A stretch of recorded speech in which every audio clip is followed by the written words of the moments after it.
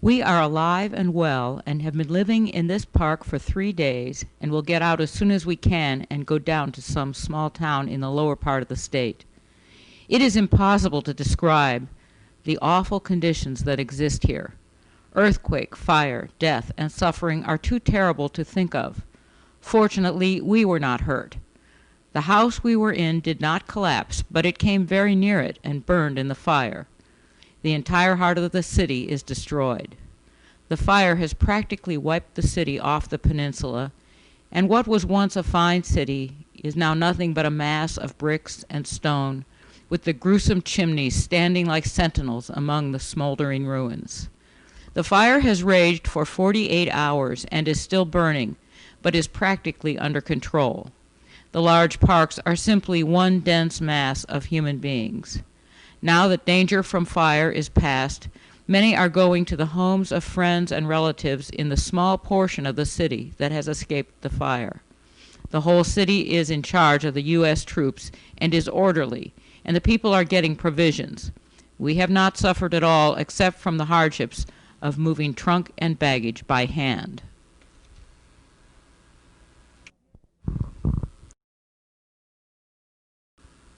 You may be interested to know something of our experiences of the 18th. We were both quite sound asleep, and the first warning we had was the building swaying from side to side. Plaster began to fall, furniture to topple over, windows to break, and clouds of dirt filled the streets. Our room tottered so that we could hardly stand on the floor. People thronged the streets in night clothes and were wild with excitement. The shake lasted the greater part of 1 minute, but seemed much longer to me. It was not a single shake, but a repeated shake from all directions.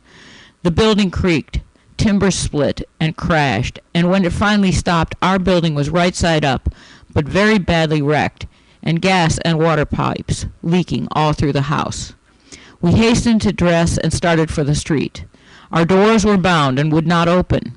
Assistance from the outside and a few blows from a water pitcher soon broke the way down, and we got out.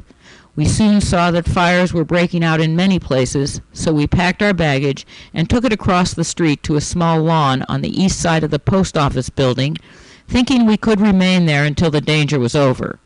But the fire came nearer and nearer, and soon we saw we would have to get to a place of safety.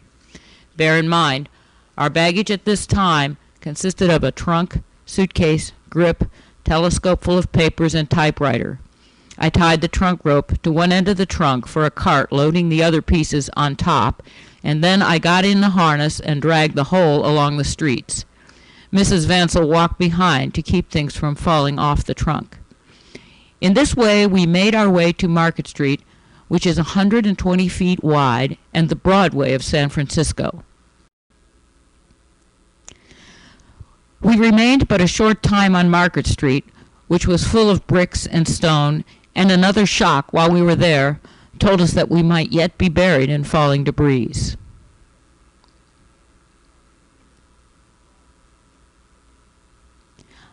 I have not time to write of the many incidents while we were at the P.O. lawn.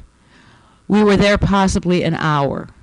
The streetcar rails were banked up and twisted out of shape. All street pipes were pulled apart, and the street in front of us had sunken 4 feet and was cracked across the cobble and asphalt pavement.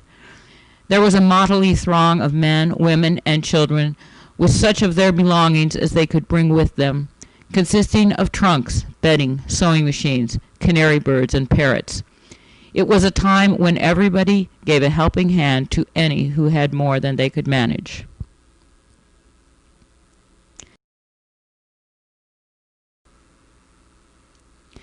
After inspecting a safe deposit vault on the corner and deciding to leave some valuable papers which I had left there a day or two before, we loaded ourselves and baggage in an express wagon, and not knowing where we were going, soon found ourselves at a small park 4 blocks square, where we spent 3 days and 2 nights. We fell in with a party of people who had been driven from their home on Larkin Street, and for the time being the only man in the party, I began to plan for something to eat and a place to sleep. Shortly after locating at this park, I rented a room for a month at $12 in a house that had escaped serious injury. We had made up our minds, however, not to occupy the room until everything quieted down. The landlady was kind enough to let us have an old mattress to sleep on, and this supplied 11 of us the first night. I did not sleep, and by the second night I had secured another bed, and the Larkin Street folks had saved a number of blankets, pillow, etc., spending almost the whole of Wednesday night in moving bedding and provisions. Their house did not burn until Thursday afternoon. I had, fortunately, some money in my pocket, and in addition to the provisions the Larkin Street people brought, I bought deviled ham, sardines, force, olives, but no bread. It was not to be had at any price. But we got along very well, and we lost no opportunity to get hold of provisions, not knowing how long we would have to stay in this park, Jefferson Square. We had plenty of good water here. There was a bakery not far away, but a shortage of bakers, and a call was made for volunteers to help make bread, and many went. Remember, all this time, the city was under martial law and in charge of the regular U.S. Army in command of General Funston.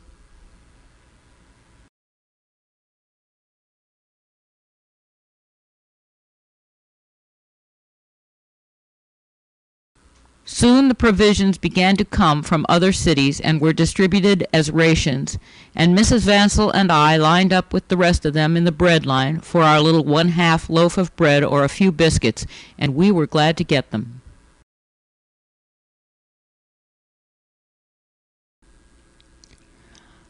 I served on the police force Wednesday afternoon and was chief of the fire department nearly all day Thursday. I did not handle the hose or anything of that kind, but was ordering men around as though I was the whole thing, and they obeyed like good fellows.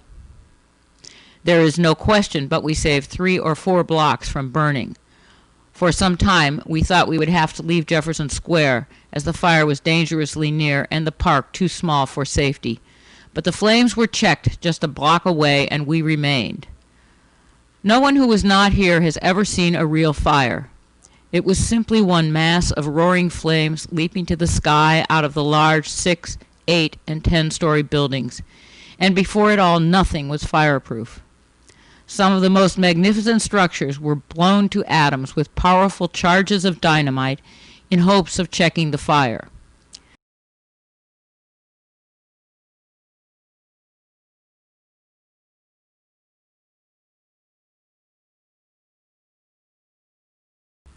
In the wildest of it all, many babies were born out in the parks.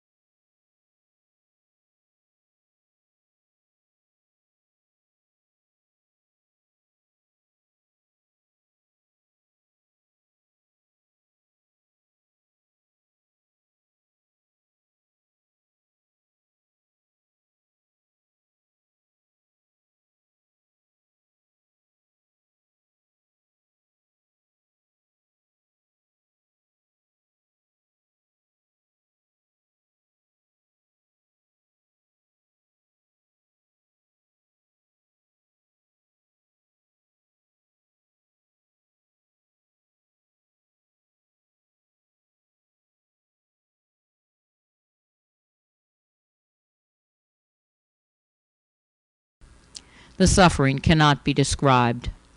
Many lives were lost. How many will never be known. Many were burned, some killed by earthquakes, some dying from exposure, and a good many shot by soldiers for stealing.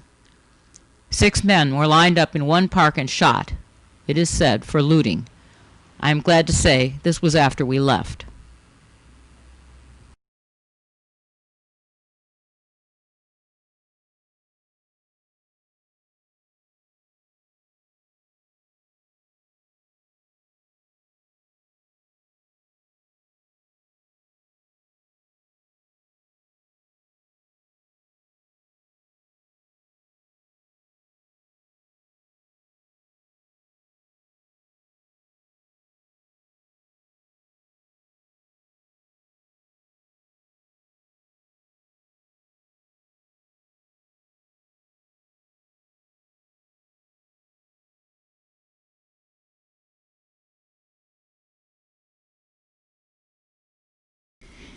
As soon as the fire had burned out so the ferry could be reached, the announcement was made that all transportation companies, railroads, boats, etc., would carry passengers free to any point within the state, and soon the march began to the ferry.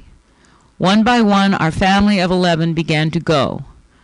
4 of us with our baggage went from our camp Friday at 5 p.m., not knowing whither we were going. We paid one man $10 to take us and our baggage to the ferry and shipped for Berkeley as refugees, where we have been ever since. We are thankful to have come through this calamity alive and have suffered no more. San Francisco is but a memory. Just a bit of the residents' parts remains. 10,000 acres, once a city, is in ashes. You must drive 26 miles to go around the burned area. $225 million will not cover the loss. The fire was in 100 places at once and burned 4 days. I used my camera frequently, but nothing can give you any idea of the awful destruction. We are here at Berkeley, a beautiful city of 25,000, across the bay from the now desolate San Francisco. Flowers in abundance are everywhere and the most varied, and luxurious roses abound on every wall and fence. It is a veritable paradise as compared with the gloom across the bay. We shall be here indefinitely as our business has been very much delayed, and we do not know how long we may have to remain.